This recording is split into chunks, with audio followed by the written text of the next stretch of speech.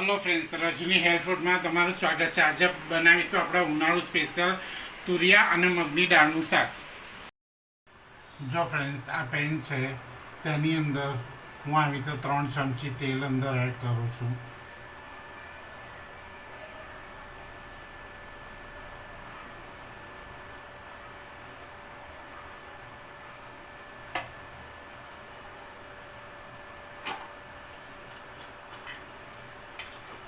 હવે તેની અંદર અડધી ચમચી રાઈ ને અડધી ચમચી જીરું એડ કરું છું.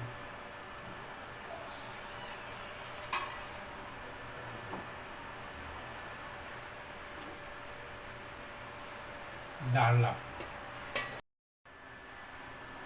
તો જો ફ્રેન્ડ્સ, આ રાઈ ને જીરું તતળાય એટલે અંદર આપણે જરાક હિંગ એડ કરી દઈશું.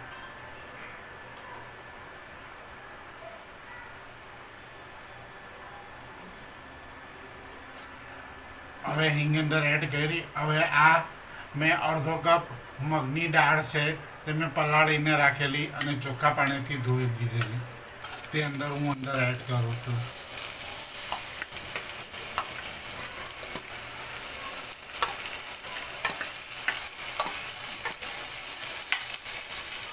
તો જો ફ્રેન્ડ્સ, આ મેં મગની દાળ અંદર એડ કરી દીધી છે. હવે તેની અંદર હું 2 ગ્લાસ પાણી અંદર એડ કરીશ.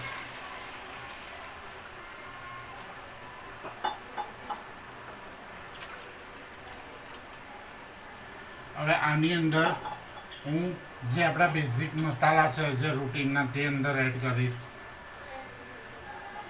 આ 1 ચમચી ધાણા જીરું છે, આ અડધી ચમચી હળદર છે,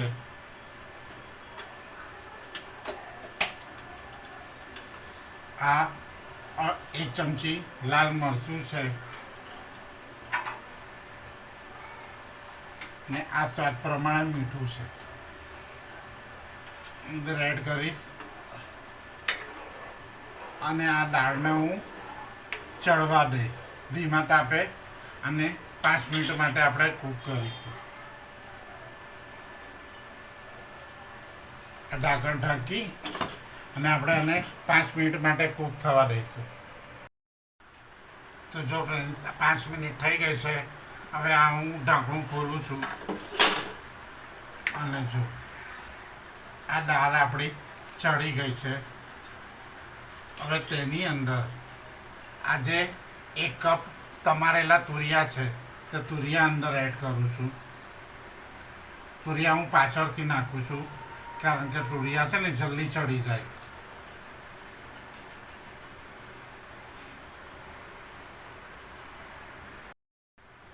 તો જો ફ્રેન્ડ્સ, આ તુરિયા મેં અંદર એડ કરી દીધા છે.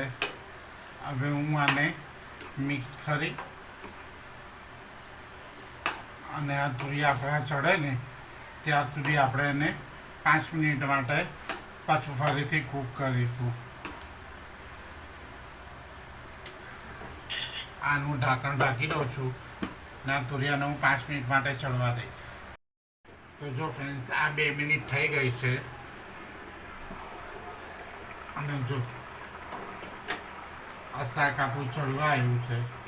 હવે તેની અંદર હું આ 1 ચમચી ખાંડ અંદર એડ કરું છું અને 1 ચમચી ગરમ મસાલો અંદર એડ કરું છું ને આને મિક્સ કરી અને કૂક થવા દઈશ.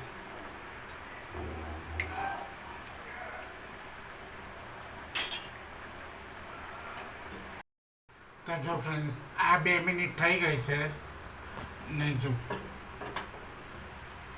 આ આપણા તુરિયા પણ ચડી ગયા છે. જો આ તેલ પણ છૂટું પડી ગયું છે. હવે છેલ્લે એની અંદર હું 1 ચમચી લીંબુનો રસ અંદર એડ કરું છું ને આ કોથમીર અંદર એડ કરું છું.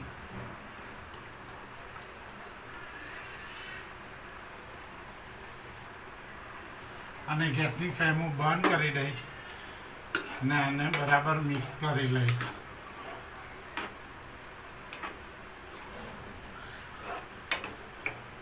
તો જો ફ્રેન્ડ્સ, આ આપણું તુરિયા અને મગની દાળનું શાક કમ્પ્લીટ છે. જો કેટલું સરસ છે.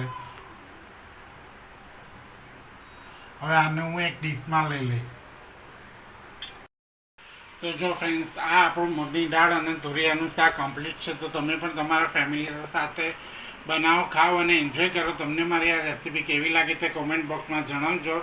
અને તમે મારી રબની ચેનલ હેલ્ધી ફૂડને લાઇક નહીં કર્યો તો તમે મારી ચેનલને લાઇક કરજો, સબસ્ક્રાઈબ કરજો અને બેલ આઇકન દબાવજો, જેનાથી મારી હરેક નવી રેસીપી તમને મળતી રહેશે. Thank you friend.